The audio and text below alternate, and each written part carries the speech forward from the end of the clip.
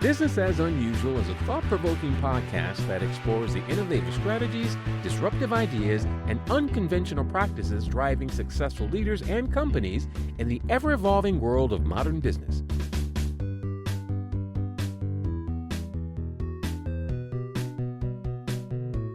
Subscribe, comment, and share for weekly inspiration with our host, Aisala. Hi, welcome to Business as Unusual. We are here today with Rachel Cohen of Aging Dynamics. Welcome, Rachel. Hi, thanks for having me. I am so happy to have this chat with you. So, what's the last thing you did for fun before we get into the work part of all of this? The last thing I did for fun was this morning when I woke up my ducks. So every day I have 9 ducks. Okay. And I love our morning ritual of waking them up and they come out squawking their heads off, asking for snacks. And then I get to collect their eggs, which is my favorite part of my day. I'm told duck eggs are amazingly rich. Also, they don't live in your house, right? They live in your yard or something. Oh, yes, they're outside. They are the nastiest creatures. They are not welcome indoors. But yeah, their eggs are actually more nutritious than chicken eggs. They're amazing for baking because the yolks are like twice the size of a chicken egg. Yeah, they're really tasty. A friend of mine said that she recently had some and said that they can taste like pond water or a variety of things depending on what you feed them. The eggs. I think that's true of most egg-laying creatures. If you give them a lot of fish, they're going to taste a little fishy. But ours don't normally they get all kinds of vegetables. They're like the world's best composters. So lots of vegetables and fruit and all that kind of stuff. But no, we don't give them too much fish. So that's okay. Nice. That's pretty cool. Make Way for Ducklings is I loved that book as a kid. Loved it. It was so adorable. Thank you for sharing that. That's neat. So, Aging Dynamics, tell us a little bit about that and introduce yourself.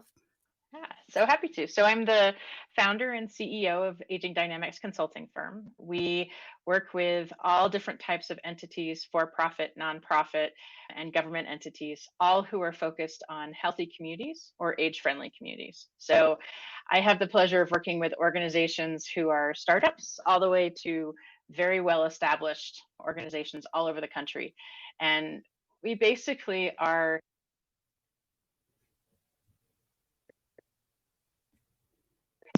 committed to helping our clients fulfill their missions more. So that looks like anything from strategic planning to facilitation of boards and staff to community engagement.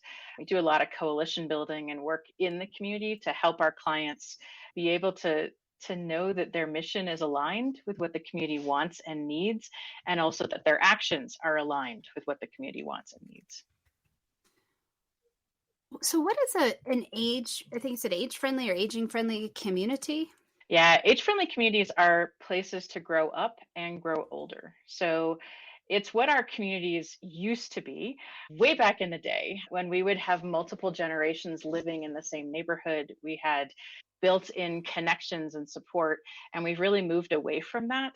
And so the age-friendly community concept looks at all dimensions of the community, from the built environment to social connections, health, wellness, transportation, housing, all of those pieces, and says, all right, so how do we ensure that someone can be born here and live out their life with a high quality of life? It's looking at things like, do we have sidewalk connections? Are we able to, if you're a young parent with a child, take a stroller to the park? If you are an older person who maybe is a little bit less steady on your feet and you want to make sure you've got enough time to cross the street, are we looking at our neighborhoods like that? Do we have opportunities for intergenerational connections to form? So looking at the programming, looking at the civic life, it's really it's a very healthy lens to look at our communities to make sure that we're supporting everybody who wants to be there throughout their entire life, throughout all different milestones, health situations, all of that. Yeah, that actually sounds really important. So this is Business as Unusual. What would you say is unusual about what you're doing? I bring together perspectives from a lot of different disciplines. So most people are very focused on health or housing or parks. For me, I've always looked at the world through this integrated lens. I have a background in social work and aging and nonprofits and community planning, and I've worked across all sectors. And that's how I see our communities.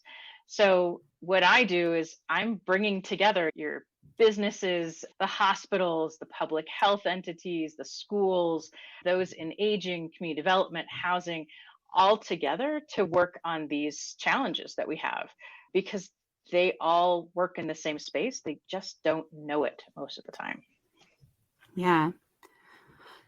What inspired you specifically to do this work, found this company?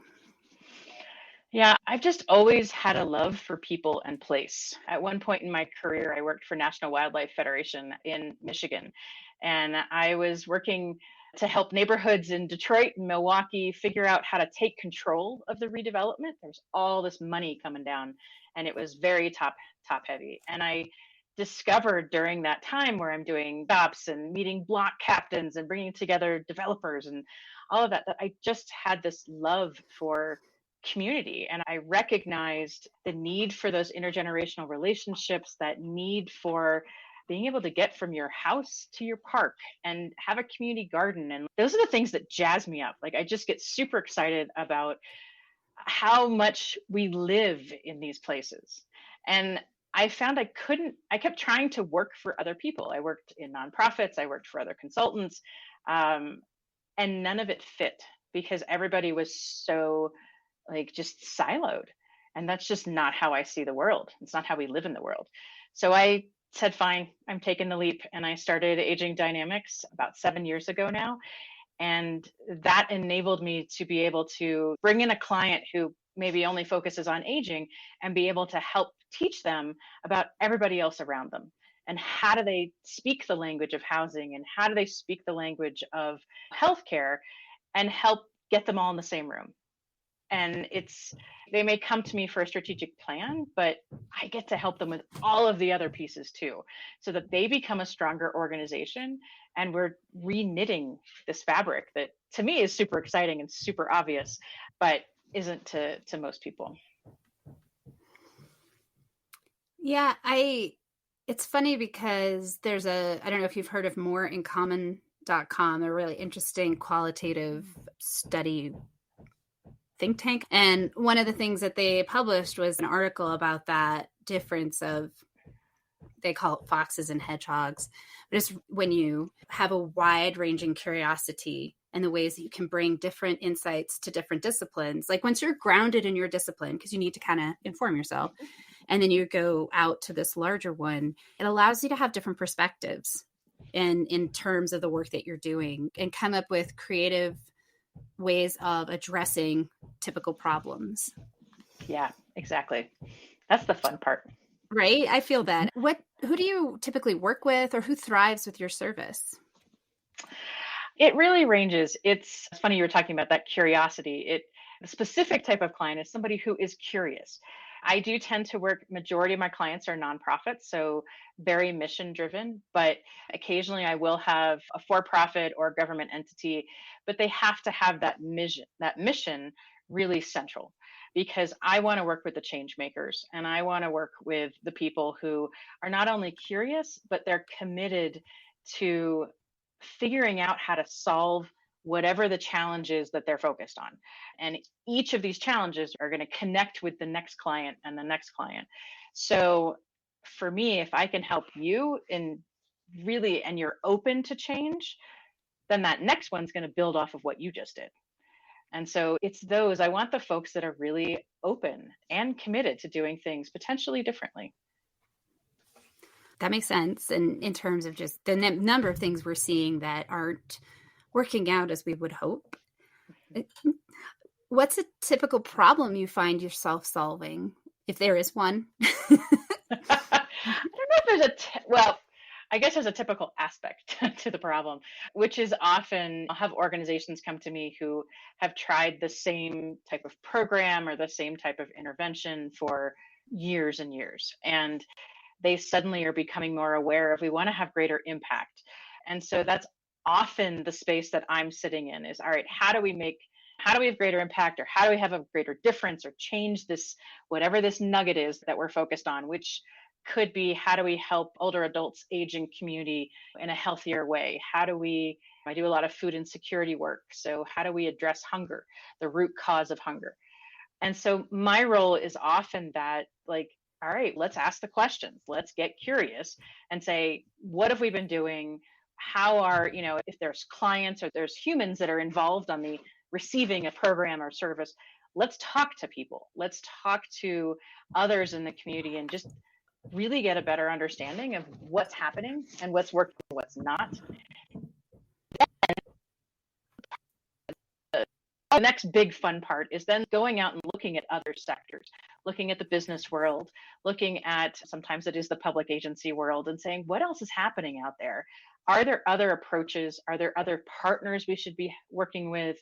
And so I'm that person that gets brought in to kind of push a little bit, to say, okay, here's where we are, but here's where we could go. And then it's the question of how do we get there? And that's the other piece that I often do, because I have a very deep knowledge of organizations and of communities, and I understand how change happens and how we make this little shift today, tomorrow we make this next shift. And so I can often lead organizations through the change process as well. So we do the planning and then we actually do the implementation. And that's equally as fun as doing the planning, but that's really where you start to see the change and staff grow and relationships with community really deepen and have trust building. Makes sense. The trust building seems really important. It's huge. What's the best advice you've received or given, or both? I would say it's around always being curious. So never assuming that you have all the answers. And that's one piece. I mentor a lot of people that are either in career transitions or are starting their careers. And that's the one piece that I was given that I constantly give out, is just stay curious. Always be open to talking to new people. Like I said, going to other sectors, looking what business is doing versus nonprofit. Like, never, ever walk into that room saying, I know everything. I got it down. There's confidence. That's different. So you want to have the confidence that you know a lot and needs to ask, but you've got to always be open to learning more. Now, that is an important distinction, that confidence is actually capable of uncertainty. Yeah. And that, in my observation. No, for sure. And that's what your clients want to see, right? Like they don't want somebody coming and second guessing themselves. And for me, my sense of confidence is I know how to lead you through a process. And I also know how to stay really, really flexible and nimble and change that process on a moment's notice if we need to. But I'm not going to tell you that I know the answer to every single question walking in that door. Not yet. Ma'am, do you have an example of a time where that was successful? It makes me wonder, do people receive that really well, that curiosity or that willingness to look beyond the sector? Or is that maybe a sorting point if somebody really needs to be focused in sort of a smaller range? They're maybe not going to be a great fit for you. I know that's a 3 ranging question, so pick the one you like or make one up. Just let me know what it is. So I'll go somewhere in the middle. Thanks. So yeah, the reaction to that approach can really vary. I have found that some clients just really only want the expertise in one particular area. So for instance, I, at one point in my career, was working a lot in long-term care, so with nursing homes and assisted living. And to walk into some of those places and say, let's be open, absolutely not received because there's a lot of regulations and a lot of pressure to just do the one thing. What I have found for my approach is I don't walk in the door and say, okay, we're just going to throw it all up in the air. I walk in the door and say, get to know the client, get to know where they're thinking, and then we'll start to ease into the curiosity. I find that if you present the value of that, if people can see that this is going to add to what I do, it's not going to distract, it's not going to diminish. I could have access to, could be greater funding. It could be a partner with a whole lot of expertise that I've never touched. Then I find it's much easier for them to be open. Now, there's still going to be people in every single organization that have zero desire to do that. And the way that I approach it is just having that balanced communication. So I can recognize them very quickly, and that's fine.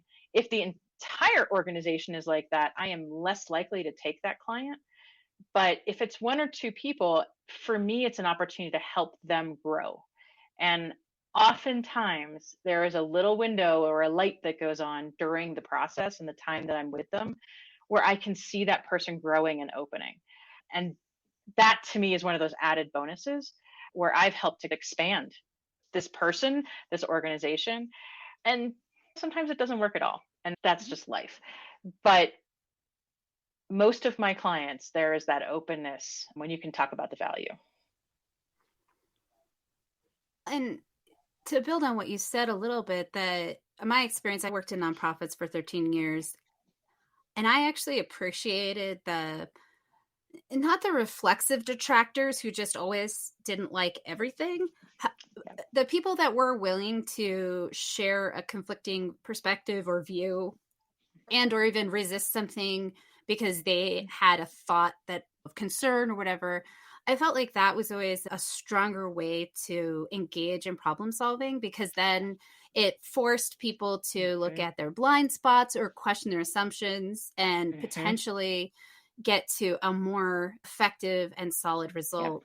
I am a little dismayed by the current national approach to disagreement, which is a weird sort of domination aspect instead of like more of an actual exchange and recognizing that has value. Oh, 100%. That honestly has been one of the most troubling things to observe over the last handful of years. And I think that's the key to having good facilitation, is being able to create that space and set some guidelines and then coach if you need to, so that folks can feel it's based on like trust and comfort and knowing that the culture of your organization is going to be open to you having a different opinion or looking at something differently. And so some of that is navigating in the moment. Others is setting the tone and the space so that you can engage in that. I think there's also some natural resistance that has happened.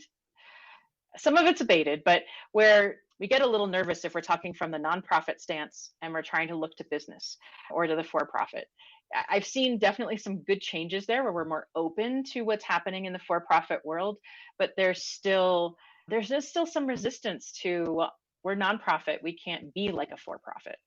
And that is something that I'm constantly addressing, is that there's actually a lot of really amazing lessons that we can get from the for-profit world. And literally our difference is often our IRS status, not anything else. That is one piece I work on with every single nonprofit client. Like, don't bother saying the phrase of we can't make profits, because it's what you do with the money that's the difference. It's not that you can't make money. But there's a lot of other lessons we can learn. And so some of that, you just have to navigate and figure out what is the resistance that's coming up in that moment. Yeah, the phrase social impact came up when I was working. And I like that as a focus, because the nonprofit assumption is a sort of scarcity and poverty mentality. And I feel like that leads to a bunch of other problems.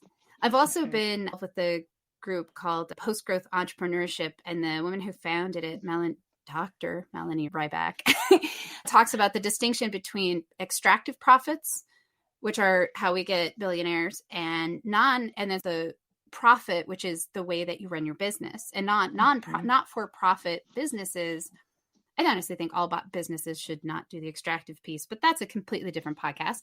It's a road I could go down. But the other profit is really essential. You have to have some money in the bank to guarantee payroll and to invest in infrastructure and you have to have some room to fail. The cool thing about being a nonprofit or a social impact organization is that you can focus on your mission legally, and you can also take risks that maybe a for-profit company would not be able to take due to regulations, which makes sense. There's also, those social entrepreneur, sort of the middle ground for a corporation that has a social focus. Yep. And all of that feels it's important to me. It feels important because the poverty mentality, I do think, grinds people up, and it causes us to lose some of those creative, committed problem solvers because they are worn out from not necessarily getting a fair treatment. Oh yeah, you nailed that. No question. I've seen so many people burn out from the nonprofit sector because of that. And I think that there's just such a benefit to being able to be nimble, which one could argue like a for-profit could be more nimble than a nonprofit, but I think they both have their special opportunities to try things. We've just created this mentality of you can't fail. Failure Mhm. is bad. And I completely disagree with that. And I encourage constantly, whether it's through Aging Dynamics or other projects, that we need to fail. We've got to try new things. We've got to not have them work out and learn from it and then try again. It's the only way that we're really going to change. And but it has to be supported, if we're talking from the nonprofit side, by the funding. And that, I mean, itself is also another podcast. But it's the systems that also have to be supportive of that different approach, and it takes time for people to get comfortable with the failure. Whereas we can look to the tech world, and that's normal, right? You like it's part of the design process. Actually, is design sprints to like try something, fail, try again, and you just keep going. And that's one of the pieces that I bring in actively to my clients is we're going to try this, and we do it in a safe space. And then sometimes some will take it if we do a strategic plan and they'll keep going. Others, they're just not ready for it yet, but we practice. Yeah, I had my first mentor in the nonprofit world was an amazing grant writer. She still is. She's around. And one of the things that she told me was you never want 100% of your grants accepted because that means you're not trying new projects, programs, or new relationships. She's anything higher than 85 is you're going for the easy win as opposed to actually really trying some new things. And I really kept that in the back of my brain as I did things. And I thought that was a really helpful perspective to apply across other aspects of the work. But it is scary. It's scary to take the trust of people and to say, all right, I think this has a good possibility, and then find out, oh, well, I didn't get it. It is helpful to have a supportive board and community. And I think, honestly, a consultant who can provide, once again, those external eyes, because it's hard to see things right when you're right in the middle of it. What is the impact you seek to have doing this work, either for the specific folks that you work with or in a general sense or something else? Yeah, for me, it's big picture. So what my hope is that whenever my professional journey wraps up, that is 30, 40 years from now, I would love to have thousands and thousands of organizations, endless number of, I want organizations that I've worked with to be stronger, to be able to fulfill their mission in a way that is efficient, that's effective, that's meaningful. I want them to be able to affect exponentially more change. And so everything that I do is about building up and strengthening organizations because we need all of us together in order to address these really big challenges that we have. Yeah. And so, in addition to your Aging Dynamics, you founded a nonprofit to go along with this. Tell us more about that. I did. I'm also the executive director of Linkages Connects, which is a nonprofit that is addressing ageism and social isolation through creating opportunities for meaningful intergenerational connections. I, on a very personal level, believe that we're going to heal our world through intergenerational connections. And we need to do that in a very intentional way. And so what we do through Linkages is we help both organizations. So again, it's similar to Aging Dynamics in the sense of we're trying to increase the ability of more organizations to offer high quality intergenerational programming. And we know that there's 4 basic barriers to it. And so funding, program development, evaluation, and collaboration.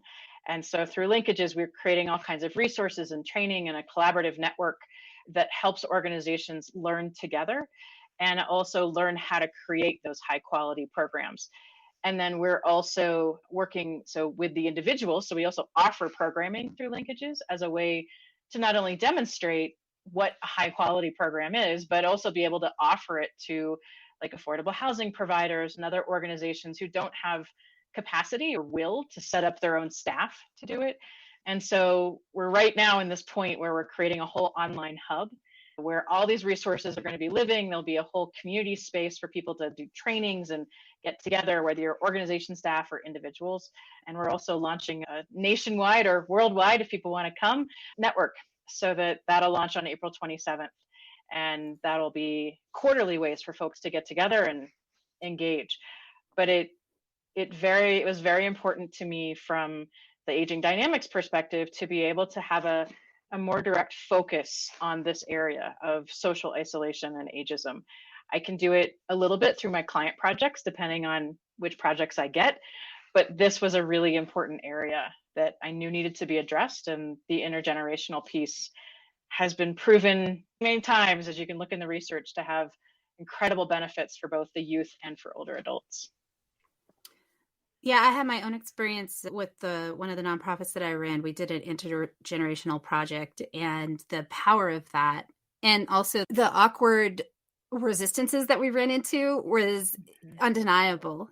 And the end result was absolutely that the youth and the elders felt a sense of connection and rejuvenation and hope and de-isolation, which I know could sound like connection, but it was both pieces. Like they felt connected to these humans, but also the sense of being more apart. It was an LGBTQ community center, and especially for LGBT youth who come from, often, not always, but often come from a family that is likely to be heterosexual. Meeting an elder and having that sense of connection to their history creates a de-isolation factor within the world as well. So I can only imagine how powerful that would be in other programs and communities. I'm really glad to hear that's being done. And I'll put that link also in the show notes so people can stay connected. For our listeners that are super on fire and they want to follow you or hire you or learn more, what's the best way for them to get connected? They can email me at Rachel, Rachel, at aging-dynamics.com. Always happy to have a chat. And if somebody just has an idea or they're not sure if it's a go or not, I'm always happy to jump on a call and just talk about what they're thinking. Lovely. Do you have any other final thoughts before we wrap? Or I would say just stay curious.